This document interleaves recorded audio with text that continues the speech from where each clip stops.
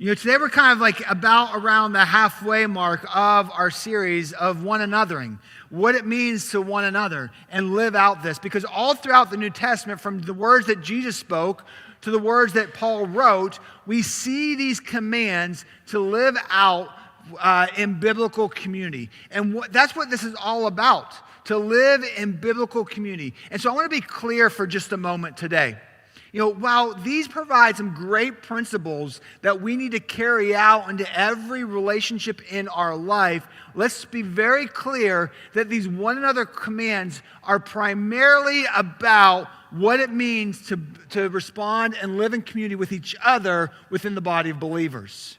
You see, what these commands are all about primarily is that we are supposed to be living in biblical community with each other. And what does that look like? And how do we live this out? How do we interact with other believers? How do we interact with other people who follow Jesus? That's why, my friends, the gathering together, that is why gathering with fellow believers and fellow followers of Jesus is so crucial. It is so important. It's so critical in our life.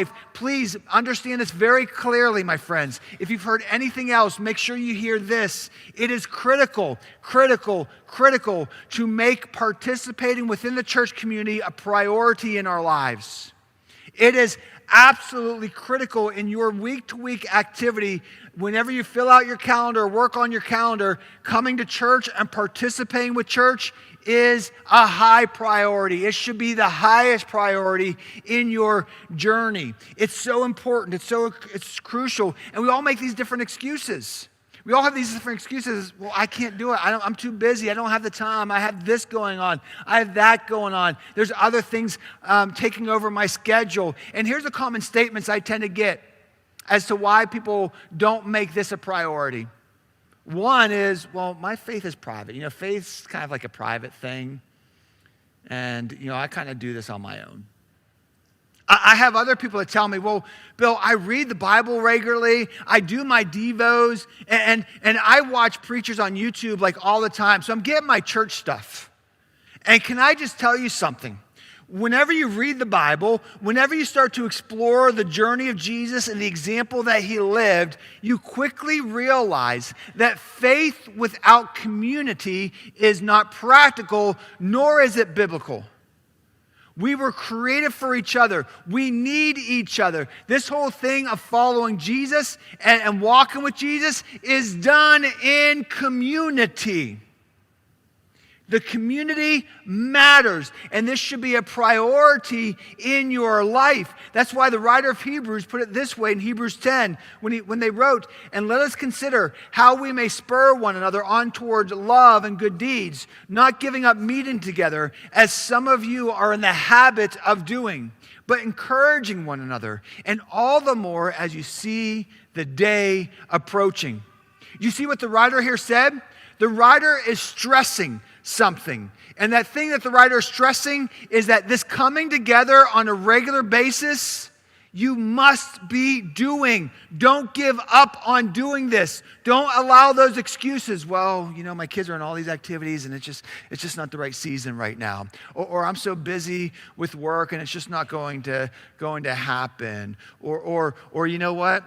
That person at church kind of ticked me off and I don't really want to see them, so I'm just not going to go.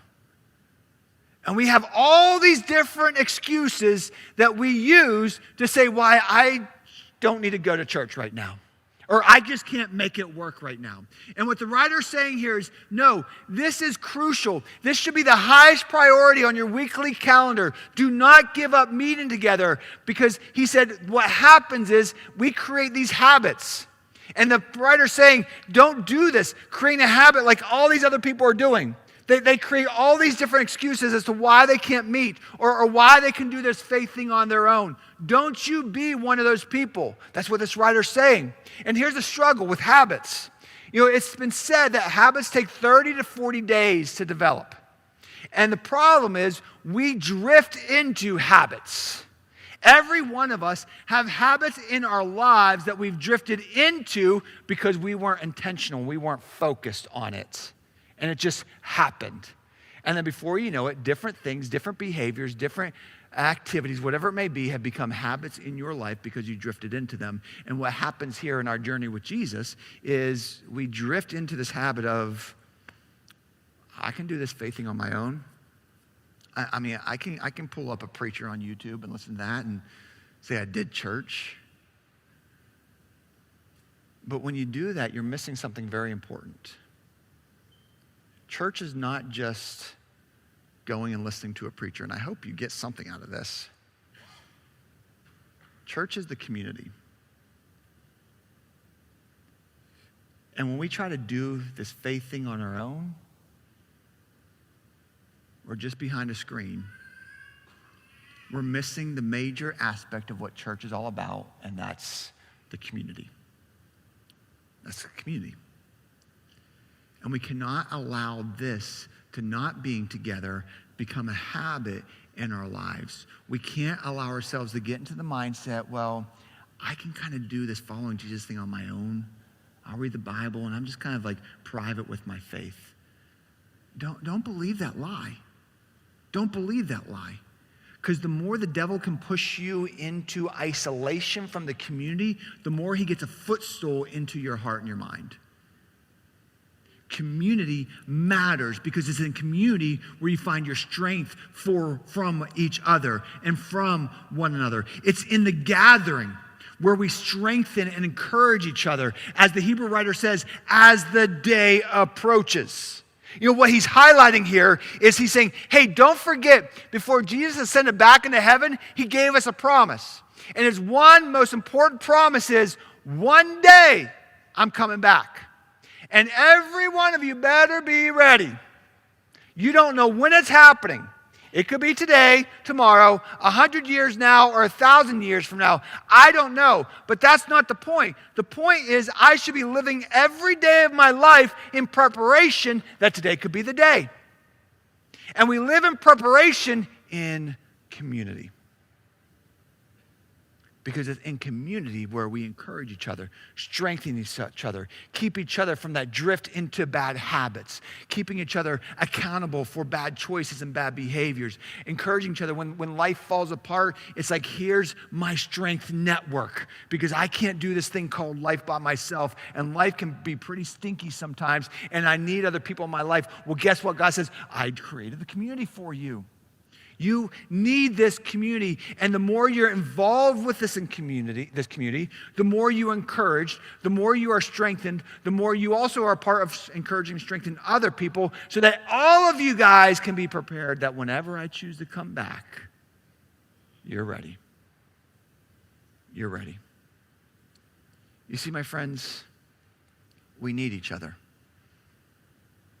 We need each other. Just as much as you need this body needs you. You are a vital part of the health of this community. Without you here, the community suffers. And when you are here, not only do you bring strength to the community, but the community brings strength to you.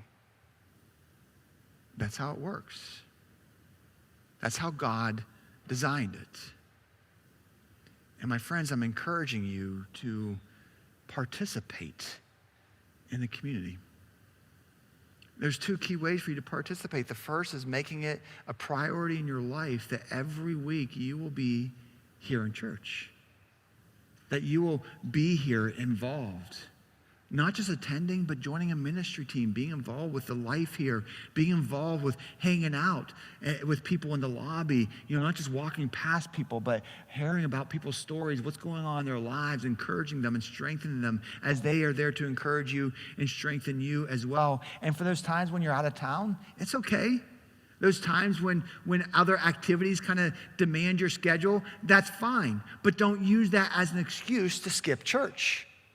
Don't ever use that as an excuse to skip church. I have 3 boys who have been involved heavily in all their different activities. And there's times when we're away for their different activities. And the one commitment we've always made as a family is this: no matter what the weekend is, no matter where we're at, we will find a church. And if we can't find a church, then we will join Impact online.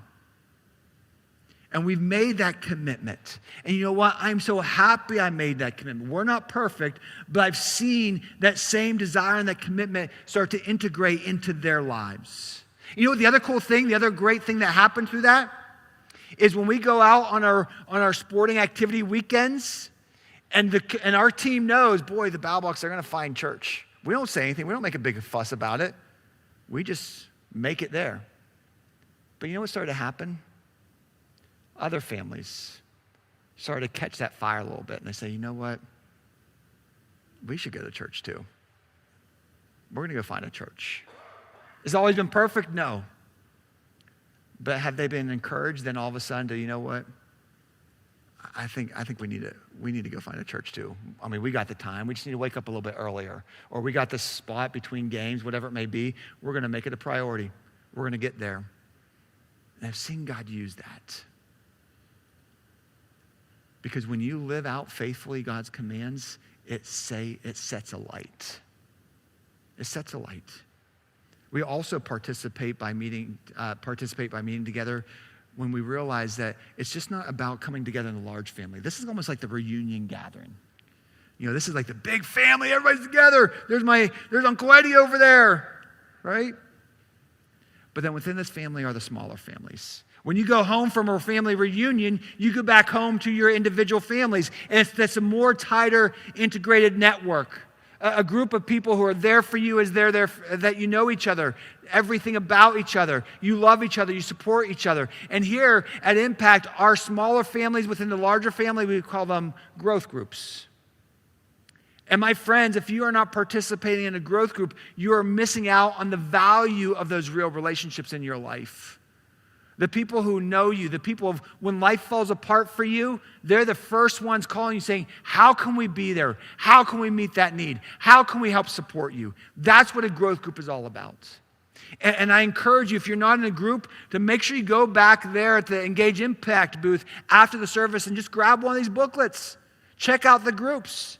And let us help you find a group to find a smaller family within the larger family because it matters. It makes a difference. But understand this. There is a significant difference between attending and participating something.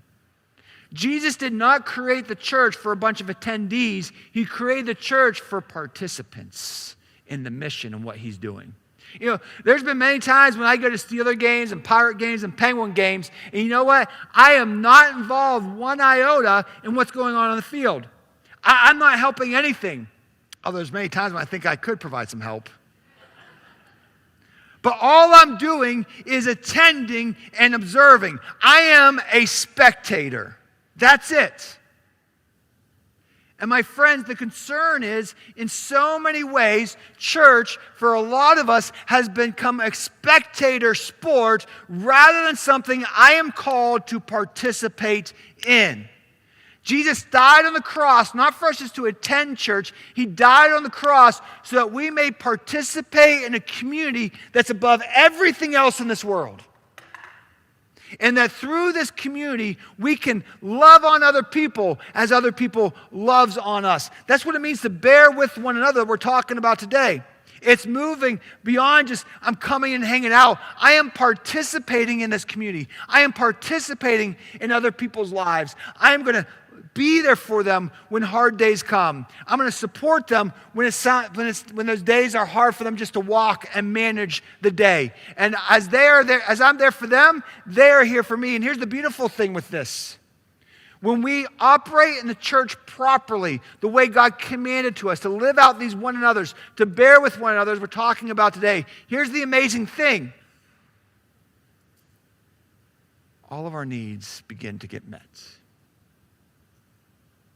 We have this idea that sometimes we walk in a church and what's in it for me? And we look for I need this done, I need that done. And we treat people differently. When the church is really all about when we all kind of network together in the way that God designed us to network in community. And as I begin to focus on how can I love and support other people, and they're doing the same thing, all of our needs get taken care of because we're there for each other. You see, my friends, to bear with one another is to have an attitude that is lived out in showing value and concern for others. That's what this is all about. Recognizing that every person matters. Every person matters. None of us is more important than anybody else. In this community, we're all the same. We're all just as valuable to the God who sent his son to die for us. We're all just as important in his eyes and each other's eyes.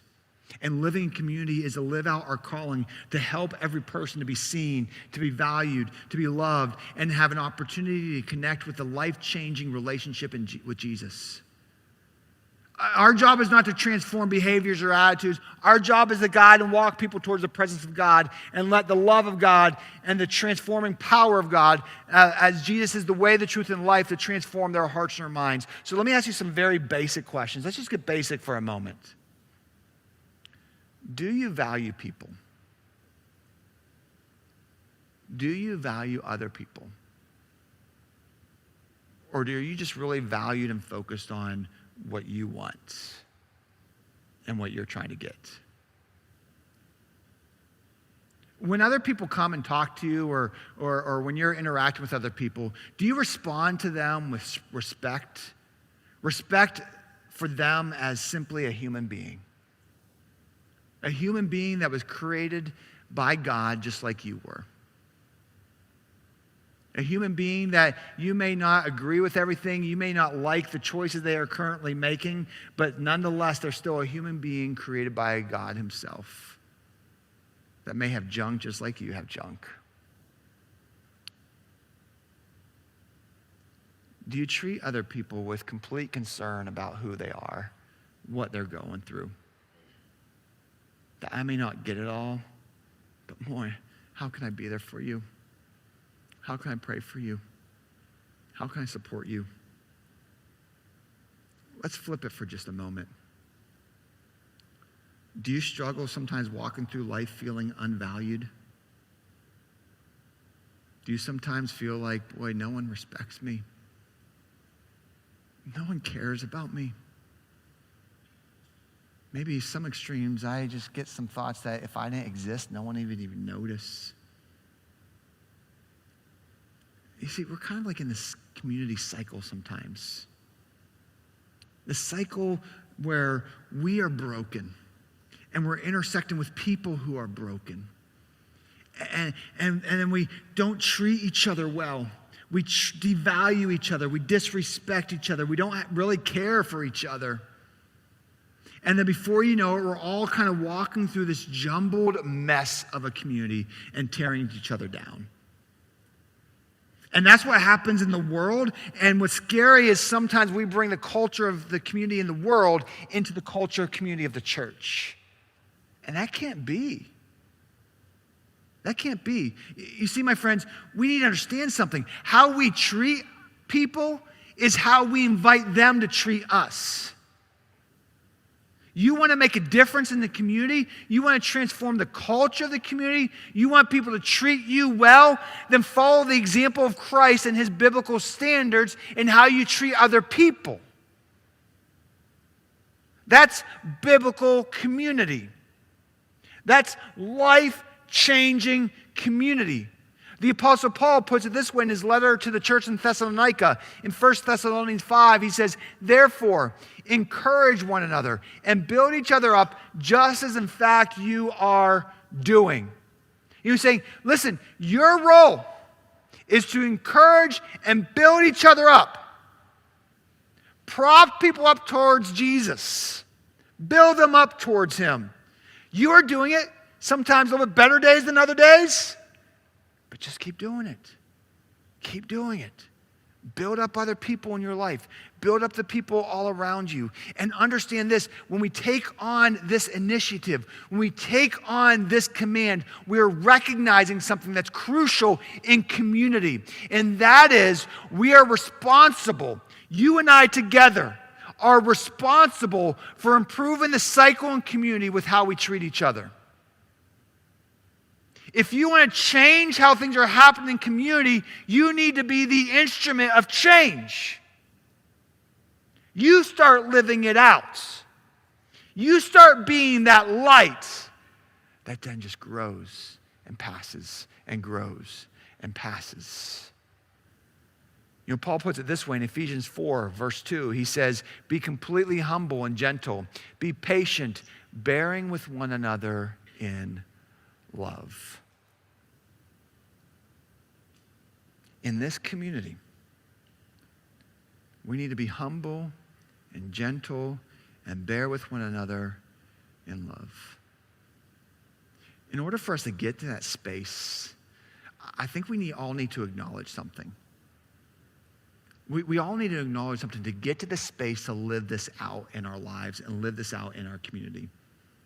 And that space we need to get to is to acknowledge that, okay, I have junk in my life. I have good days, and there's days when it's just awful. I have relationships that are awesome. I have relationships that's like, boy, that relationship's struggling. I have days when health is good and days when I'm scared to pick up the phone. I have days when financially we got it all together and days when financially things are just like, oh boy. I've got junk. And so do you. And I think we all need to get to a place in order to live this out, to acknowledge that, hey, guess what? I have junk in my life. And so does every single person I encounter. We all have junk. We all have it. So let's just acknowledge that. And let's also interact with others without the mindset that I'm the only one with junk in my life. Because every person I encounter, when I learn their story, it's like, hey, you have junk too. And sometimes I say, thank God I'm not as messed up as I think I am. And sometimes you find out that their junk is the same as your junk. So you guys can share your junk together. That sounds really weird.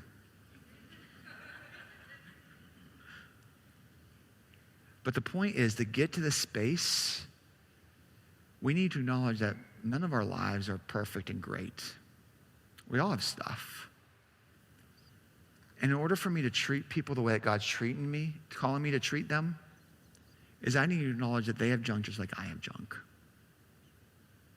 And a lot of times our behavior is because of the junk in our life. And we have to bear with each other to work through that.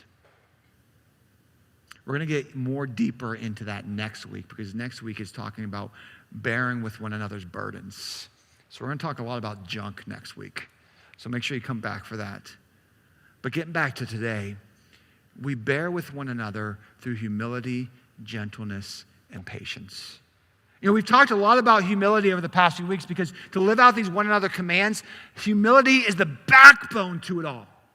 You cannot live out these commands if you don't practice humility in your life.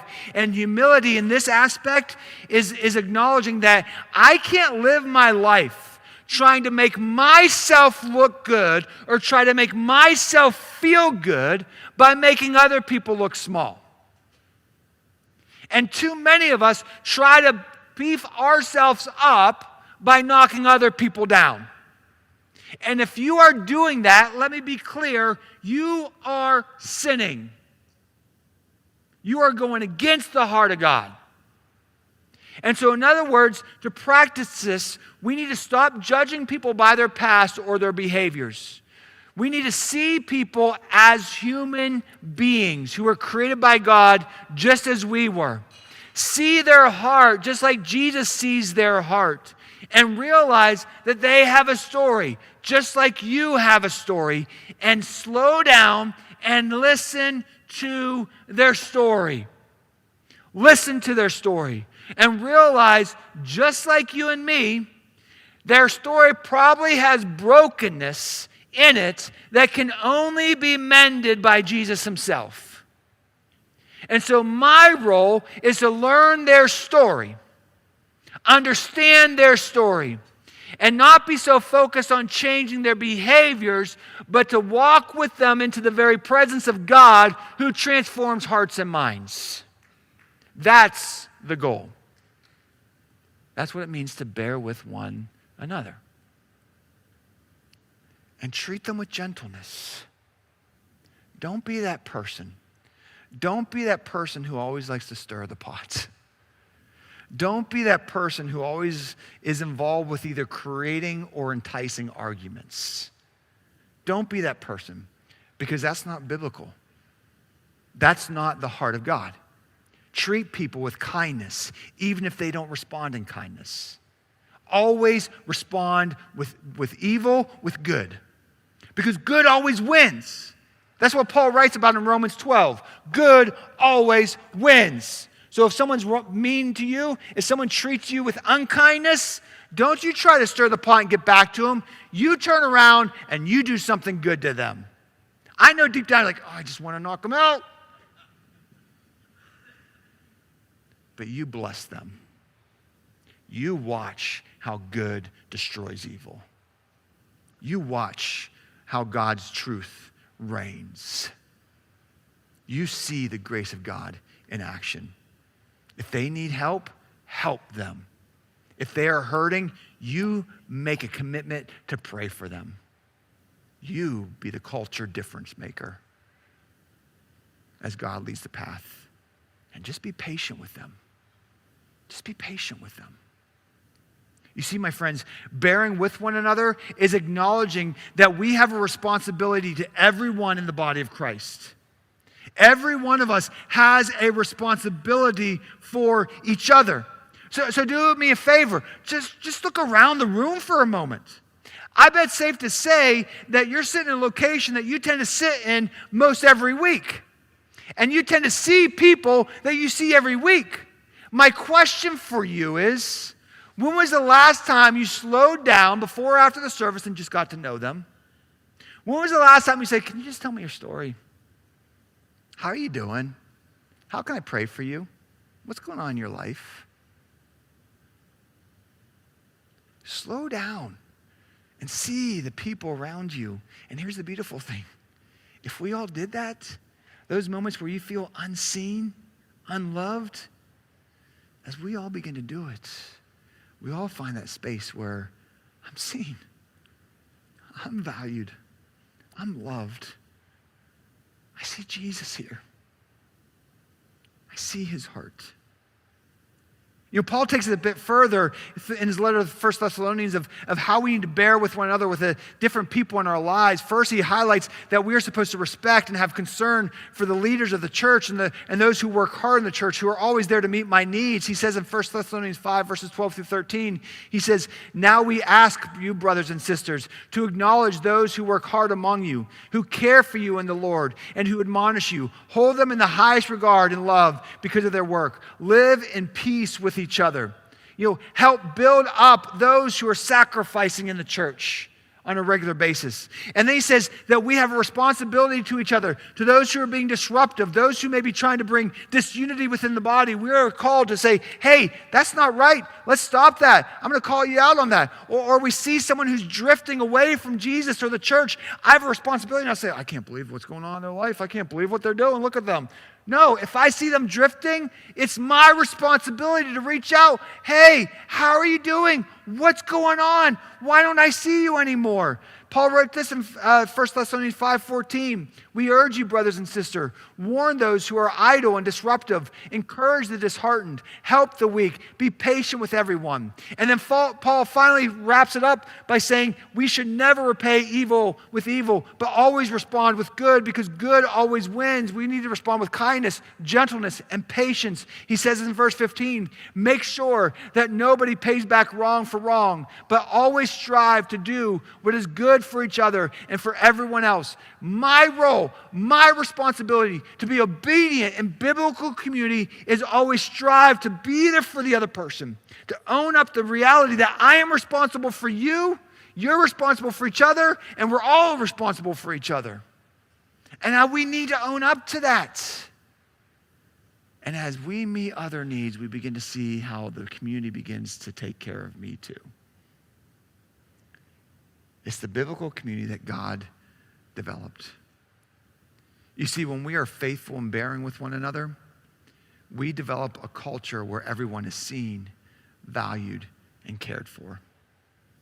And that's the ultimate goal.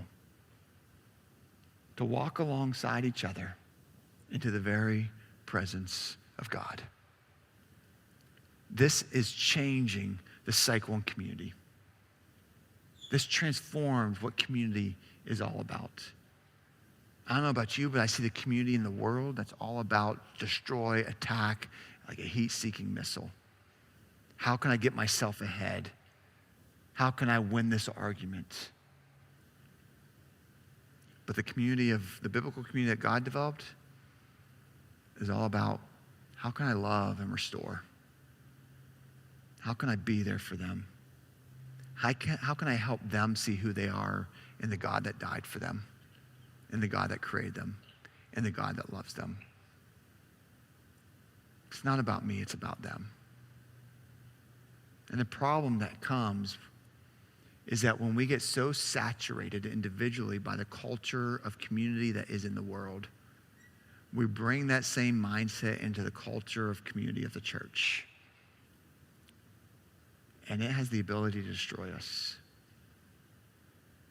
My friends, my encouragement to you is do not adapt to the community culture that is the world, but may we become more adapted to what is the biblical community that God created for us, that we are a part of something bigger than ourselves. We are a part of something that's life-changing and world-changing. And every one of us has a responsibility in this. And my encouragement to you is that if this is you, if you're not involved, become involved. Move beyond just attending to participating. See what God has in store for you in your journey and in your life. And make church a priority. Make being here a priority, a weekly priority. Make getting in a growth group, a smaller family, a priority where your needs are met and you meet the needs of others. And watch what God does, not just in your life, but through your life. Let's pray together. Father, we love you and we praise you because of how good you are. And Lord, in this moment, we just come to you. Lord, in so many ways, we have adapted to the worldly culture of community.